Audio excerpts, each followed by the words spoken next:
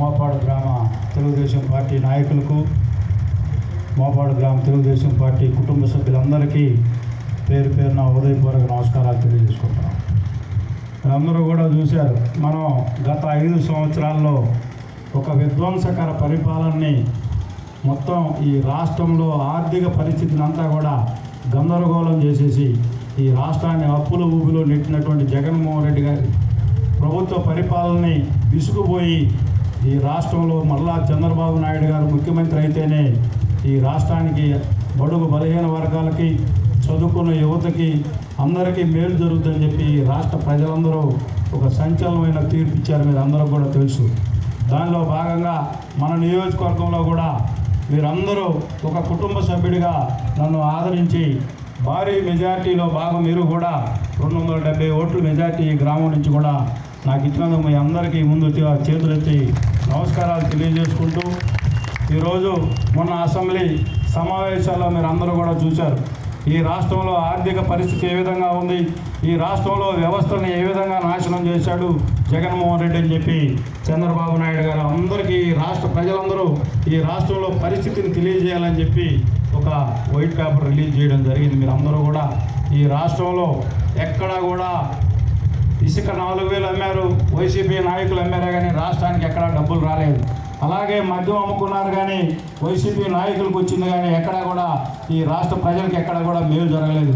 నిద్ర లేస్తే దాడులు చేయడం, హత్యలు చేయడం, అనేక రకాలుగా జనాలను ఇబ్బంది పెట్టడం తప్పితే ఈ రాష్ట్రానికి ఎక్కడా కూడా మేలు జరగని పరిస్థితి. వీటన్నిటికీ కూడా ఈ జగన్మోహన్ రెడ్డి గారిని రాష్ట్రంలో ఉండకూడదని చెప్పి కేవలం 11 సీట్లకి పరిమితం చేశారు రాష్ట్ర ప్రజలు. అయినా కూడా ఇంకా బుద్ధి రాకుండా ఢిల్లీలో పోయి ధర్నాలు, ఎక్కడ వాళ్ళిద్దరూ కూడా వైసీపీలో తన్నుకొని లాస్ట్కి హత్యల పరిస్థితి వస్తే దాన్ని కూడా తెలుగుదేశం పార్టీ నాయకులు చంపించారని చెప్పి ఢిల్లీలో పోయి ధర్నా చేస్తూ ఉంటే ఈ రాష్ట్రంలో ఎంతమందిని హత్యలు చేశారో వైసీపీ ప్రభుత్వంలో మీ అందరికీ కూడా తెలుసు. కానీ దొంగ అన్నట్టుగా పోయి మళ్ళా ఢిల్లీలో ధర్నాలు చేసే పరిస్థితి. ఈ రాష్ట్ర ప్రజలు విఘ్నులు. ఇటువంటి జగన్మోహన్ రెడ్డి గారికి తగిన బుద్ధి చెప్పారు. ఇక రాబోయే రోజుల్లో కూడా ఈ జగన్మోహన్ రెడ్డి మళ్ళా ముఖ్యమంత్రి అయ్యే పరిస్థితి లేదని చెప్పి ఈ రాష్ట్రంలో అందరూ అదే మాట అంటూ ఉన్నారు. మీరందరూ కూడా అనేక సమస్యలు ఉన్నాయి గ్రామాల్లో.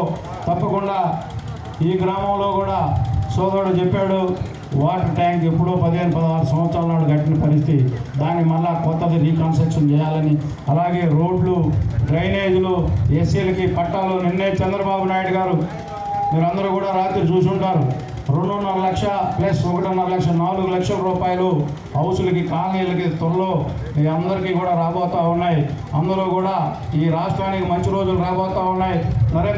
నరేంద్ర మోడీ గారు కూడా మన రాజధాని కల్లా అమరావతికి 15,000 కోట్ల రూపాయలు చంద్రబాబు నాయుడు గారి కోసం ఈ రాష్ట్రం మళ్ళా బాగుపడాలి, ఈ రాష్ట్రానికి రాజధాని నిర్మించాలని చెప్పి ఒక మంచి ఉద్దేశంతో 15,000 కోట్ల రూపాయలు మన రాజధానికి రిలీజ్ చేయడం కూడా జరిగింది. మీరందరూ కూడా కొంచెం సమయం పాటిస్తే త్వరలోనే ఈ రాష్ట్రానికి మంచి రోజులు రాబోతా ఉన్నాయి. మళ్ళా కూడా పేదవాడికి 1.5 సెంటు, గ్రామాల్లో 1 సెంటు జగన్మోహన్ రెడ్డి గారు ఇచ్చారు. అలా కాకుండా గ్రామాల్లో 3 సెంట్లు, పట్టణాల్లో అయితే 2 సెంట్లు ఇచ్చే పరిస్థితి కూడా చంద్రబాబు నాయుడు గారు నిర్ణయం తీసుకున్నాడు. వీటన్నిటికీ కూడా కార్యాచరణలో రావడానికి కొద్ది టైం పడుతుంది. 2-3 నెలలు టైంలో తప్పకుండా ఈ నియోజకవర్గంలో సోదరుడు చెప్పినట్లు గత ప్రభుత్వ పరిపాలనలో, గత నాయకుల పరిపాలనని చూశారు. నా వంతు నేను కూడా ఈ నియోజకవర్గంలో శాసనసభ్యుడిగా మీ చిన్న వయసులో మీరందరూ ఆశీర్వదించారు. నా మార్కు రాజకీయం కూడా ఈ నియోజకవర్గానికి చూపిస్తాను. మీ అందరి సహాయ సహకారాలతో, ఆశీర్వాదంతో మొన్నే చంద్రబాబు నాయుడు గారిని, అలాగే లోకేష్ బాబు గారిని కూడా కలవడం. ఈ నియోజకవర్గం అంటేనే వర్షాలు పడితేనే మా ప్రాంతంలో పంటలు పండే పరిస్థితి, లేకపోతే మొత్తం కూలిపోయే పరిస్థితి. దీని నుంచి కాపాడాలి. 350 కోట్ల రూపాయలతో ఈరోజు చూస్తూ ఉన్నారు, కృష్ణానది నీళ్ళు మొత్తం సముద్రంలో పోతున్నాయి. ఆ పరిస్థితి లేకుండా వెలుగొండ నుంచి సిఎస్పురం మండలంలో నుంచి మాకు కాలువ తీసుకొని వస్తే 350 కోట్ల రూపాయలతో ఆ పని చేస్తే మన నియోజకవర్గం మొత్తం అన్ని చెరువులు కూడా నింపుకునే పరిస్థితి వస్తుంది, మా నియోజకవర్గం బాగుపడుతుందని చెప్పి చెప్పడం జరిగింది. లోకేష్ బాబు గారు, పెద్ద ఆయన చంద్రబాబు నాయుడు గారు కూడా క్షుణ్ణంగా విన్నారు. ఇప్పుడు నెక్స్ట్ 3 మంత్స్లో బడ్జెట్ వస్తుంది. ఆ ప్రాంతాన్ని కూడా మొత్తం సర్వే చేసేసి దానికి ఫీజిబిలిటీ ఏ వరకు ఉందో చూసి ఈ కార్యక్రమాన్ని ముందుకు తీసుకొని పోయేదానికి ప్రాధాన్యత ఇస్తామని చెప్పి హామీ ఇవ్వడం కూడా జరిగింది. దాన్ని కూడా నేనైతే చంద్రబాబు నాయుడు గారి నాయకత్వాన్ని నాకైతే చిన్న వయసులో ఒక అవకాశం ఇచ్చాడు. లోకేష్ బాబు గారు కూడా నా మీద ఎంతో కొంత నమ్మకం ఉంది, తప్పకుండా ఆ కార్యక్రమాన్ని చేపడతారని చెప్పి నాకైతే పూర్తి నమ్మకం ఉంది. కనిగిరి శాసనసభ్యులు ఉగ్ర నరసింహారెడ్డి గారు, మన కొండేపు కాన్స్టిట్యున్సీ స్వామి గారు ముగ్గురు కలిస్తే 3 నియోజకవర్గాలు కూడా ఆ కార్యక్రమం చేస్తే మన నియోజకవర్గాలు 3 కూడా బాగుపడతాయని చెప్పి ముగ్గురు కూడా చెప్పడం జరిగింది.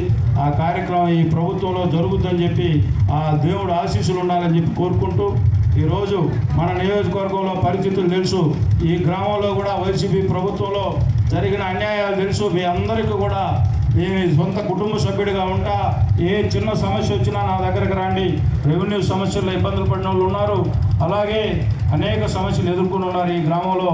ఈ గ్రామాన్ని కూడా ప్రత్యేక శ్రద్ధతో తీసుకొని మీ అందరి నాయకులు సహాయ సహకారాలు తీసుకొని ఈ గ్రామ అభివృద్ధిలో ముందుకు తీసుకొని పోతానని చెప్పి ఇంత భారీ విజయం చేకూర్చినటువంటి మీ అందరికీ మరొక్కసారి చేతులెత్తి నమస్కారాలు తెలియజేసుకుంటూ, ఈరోజు ఈ అభినందన కార్యక్రమాన్ని నిర్వహించినటువంటి యువత అందరికీ కూడా మీరందరూ కూడా ఒక సోదరుడుగా నన్ను భుజం తట్టి ముందుకు నడిపించారు. యువత అంతా తప్పకుండా మీ అందరికీ కూడా నా వంతు సహాయ సహకారాలు ఎప్పుడూ మీకు ఉంటాయని చెప్పి ఈ సందర్భంగా తెలియజేసుకుంటూ, ఈరోజు ఈ కార్యక్రమాన్ని వచ్చేసినటువంటి మోపాడు గ్రామ సోదరి సోదరులందరికీ పేరు పేరున ఉదయపూర్వక నమస్కారాలు తెలియజేసుకుంటూ సెలవు తీసుకుంటా ఉన్నా.